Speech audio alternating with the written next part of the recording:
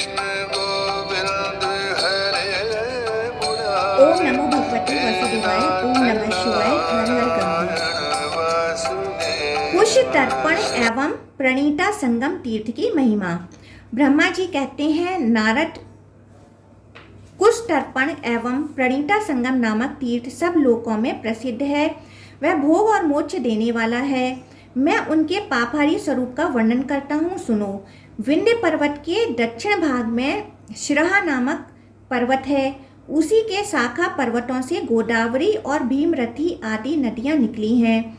वहीं विरज तीर्थ और एक वीरा नदी भी है। उस पर्वत की महिमा का कोई वर्णन नहीं कर सकता। उसी श्रहागिरी के पावन प्रदेश में जो वृतांत घटित हुआ था, वह गोपनीय से भी गोपनीय है। साक्षात वेद में उसका वर्णन है। उसे देवता, मुनि, पितर और असुर भी नहीं जानते। वही गुहा रहस्य आज मैं तुम्हारी प्रसन्नता के लिए प्रकट करता हूँ। वह श्रवण मात्र से संपूर्ण अभीष्ट वस्तुओं को देने वाला है। जो अव्यक्त एवं अक्षर परमात्मा है, उसे परम पुरुष जानना चाहिए। वही जब प्रकृति से संयुक्त होता है, तब क्षर एवं अपर कहलाता है। पुरुष पहले निराकार से साकार रूप में प्रकट हुआ, फिर उससे जल की उत्पत्ति हुई, जल से पुरुष का प्रादुर्भाव हुआ, फिर जल और पुरुष से कमल प्रकट हुआ, उस कमल से मेरी उत्पत्ति हुई। मुने, पृथ्वी, जल, अग्नि, वायु और आकाश, ये 5 तत्व मुझसे पहले एक ही समय में प्रकट हुए थे। मैंने उत्पन्न होने पर सबसे पहले इन्हीं को देखा और कोई स्थावर जंगम भूत मेरे देखने में नहीं आए। उस समय वेद नहीं प्रकट हुए थे, दूसरी कोई वस्तु ही मैंने नहीं देखी। अधिक क्या कहूँ, जिनसे स्वयं मेरी उत्पत्ति हुई उनको भी मैं ना देख सका। उस समय मैं मौन बैठा था, इतने में ही उत्तम आकाशवाणी सुनाई दी। ब्राह्मण, तुम स्थावर और जंगम जगत की सृष्टि करो। नारद, यह आकाशवाणी सुनकर मैंने कहा, कैसे सृष्टि करूँगा, कहाँ सृष्टि करूँगा और किस साधन से इस जगत की सृष्टि करूँगा। आकाशवाणी ने पुनः उत्तर दिया, ब्राह्मण, यज्ञ करो, इससे तुम्हें शक्ति प्राप्त होगी। यज्ञ ही विष्णु है, यह सनातन श्रुति का कथन है। यज्ञ करने वालों के लिए इस लोक और परलोक में कौन सी वस्तु असाध्य है। मैंने फिर पूछा, कहाँ और किस वस्तु से यज्ञ करूं। पुनः आकाशवाणी सुन पड़ी, कर्म भूमि में यज्ञेश्वर यज्ञ पुरुष का यजन करो। स्वयं पुरुष ही तुम्हारे यज्ञ के साधन होंगे, तुम उन्हीं से उनका यजन करो। यज्ञ, स्वाहा, स्वधा, मंत्र, ब्राह्मण और हविष्य आदि सब कुछ श्री हरि ही हैं, उन्हीं से सबकी प्राप्ति होती है। नारद, उस समय भागीरथी, नर्मदा, यमुना, तापी, सरस्वती, गौतमी, समुद्र, नद, सरोवर तथा अन्य निर्मल सरिताएं नहीं थीं। अतः मैंने पूछा, कर्म भूमि कहाँ है। आकाशवाणी से उत्तर मिला, मेरुगिरी के दक्षिण हिमालय, विंध्य और श्रहा से भी दक्षिण जो प्रदेश है, उन्हें कर्मभूमि कहते हैं। वह सबके लिए सर्वदा कल्याण का उदय करने वाली हैं। यह सुनकर मैंने मेरुगिरी को त्याग दिया और श्रहागिरी के समीप आकर सोचने लगा, कहाँ ठहरूं। इतने में ही फिर आकाशवाणी हुई, इधर आओ, यहीं रहो और बैठकर यज्ञ का संकल्प करो। संकल्प करने के बाद संपूर्ण वेद प्रकट होंगे, फिर वह जो कुछ भी कहें वही करो। तदंतर इतिहास, पुराण तथा अन्य जो भी वांगमय शास्त्र हैं, वह मेरे मुख में स्वतः आ गए और मुझे उसका स्मरण होने लगा। तत्काल ही संपूर्ण वेदार्थ भी मुझे ज्ञात हो गया। तब मैंने लोक विख्यात पुरुष सूक्त का स्मरण किया। वेद में जो यज्ञ की सामग्री बताई गई थी, उसके अनुसार ही मैंने उसकी कल्पना की। वेदोक्त प्रकार से ही यज्ञ पात्र भी कल्पित हुए। मैंने जहाँ पवित्रता और संयम पूर्वक बैठकर यज्ञ की दीक्षा ग्रहण की, वह मेरे यज्ञ का स्थान मेरे ही नाम से प्रसिद्ध हुआ। वह ब्रह्मागिरी कहलाने लगा। ब्रह्मागिरी से पूर्व की ओर 84,000 योजन तक मेरे यज्ञ का स्थान है। उस भूमि के मध्य भाग में वेदी थी तथा दक्षिण भाग में ग्रहपत्य अग्नि की स्थापना हुई। इसी प्रकार एक और आहवनीय अग्नि की प्रतिष्ठा की गई।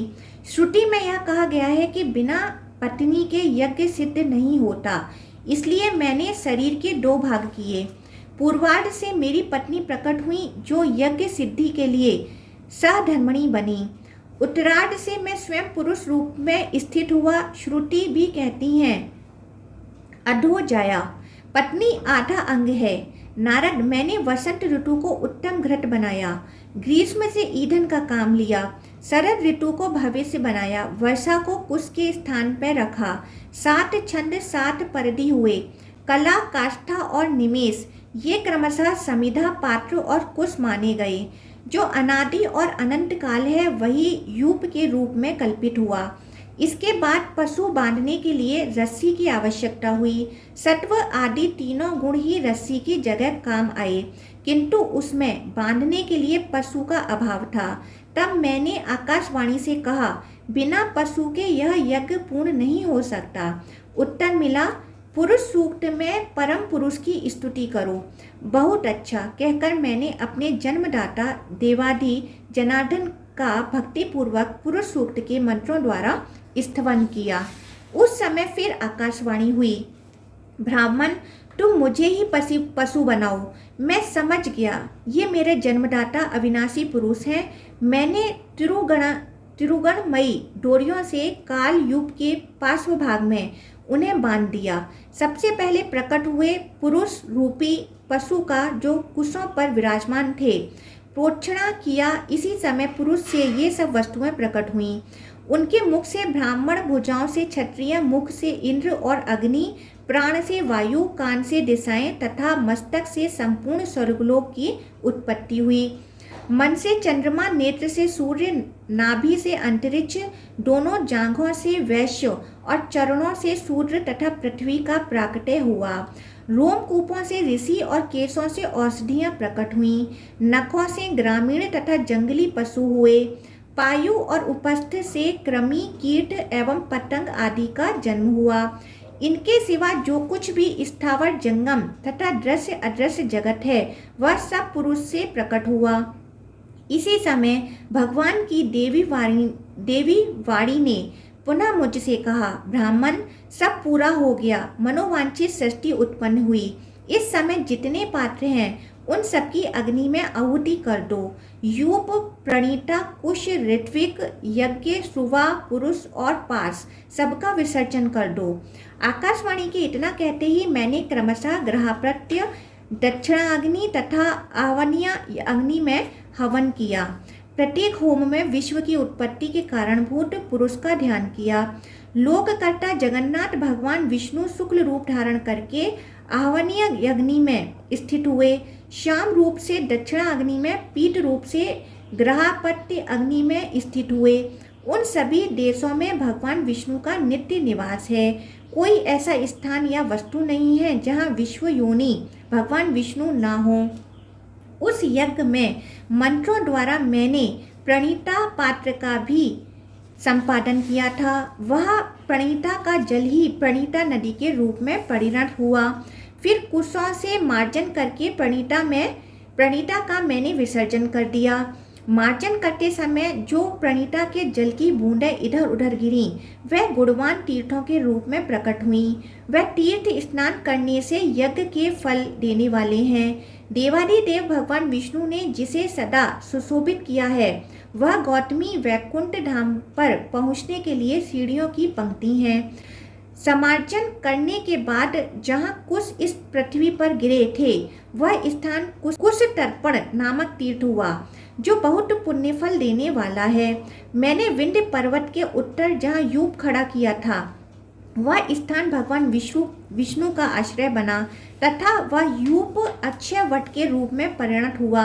वह वृक्ष नित्य एवं काल स्वरूप है और स्मरण करने मात्र से यज्ञ का पुण्य देने वाला है। मेरे यज्ञ का मुख्य स्थान यह दंडकारण्य है। जब यज्ञ पूरा हुआ तब मैंने भक्ति पूर्वक भगवान विष्णु को प्रसन्न किया जिन्हें वेद में विराट कहते हैं, जिनसे मूर्तिमान जगत की उत्पत्ति हुई है तथा जिनसे मेरा जन्म हुआ है। उन देव देवेश्वर भगवान विष्णु की आराधना करके मैंने उनका विसर्जन कर दिया। नारद, मेरे देव यजन का स्थान 24 योजन है। आज भी वहाँ 3 कुंड हैं जो यज्ञेश्वर स्वरूप हैं। तभी से वह स्थान मेरे देव यजन के नाम से प्रसिद्ध हुआ। वहाँ रहने वाले जो कीड़े मकोड़े आदि हैं वे भी अंत में मोक्ष के भागी होते हैं। दंडकारण्य धर्म और मोक्ष का बीज बताया जाता है। विशेषतः वह प्रदेश जिसे गौतमी गंगा ने स्पर्श किया है अधिक पुण्यमय हो गया है। प्रणीता संगम तथा कुशतर्पण तीर्थ में जो स्नान और दान आदि करते हैं वह परम पद को प्राप्त होते। उनके वृत्तांत का स्मरण पठन एवं भक्ति पूर्वक श्रवण भी मनुष्यों की समस्त कामनाओं को पूर्ण करने वाला और भोग एवं मोक्ष को देने वाला है। मुने कुशतर्पण तीर्थ काशी से भी उत्तम है। चराचर जगत में इसके समान दूसरा कोई भी तीर्थ नहीं है। इसके स्मरण मात्र से ब्रह्मा हत्या आदि पापों का नाश हो जाता है। नारद यह तीर्थ इस पृथ्वी पर स्वर्ग का द्वार बताया जाता है। ओम नमो भगवते वासुदेवाय। ओम नमः शिवाय। हर हर गंगे।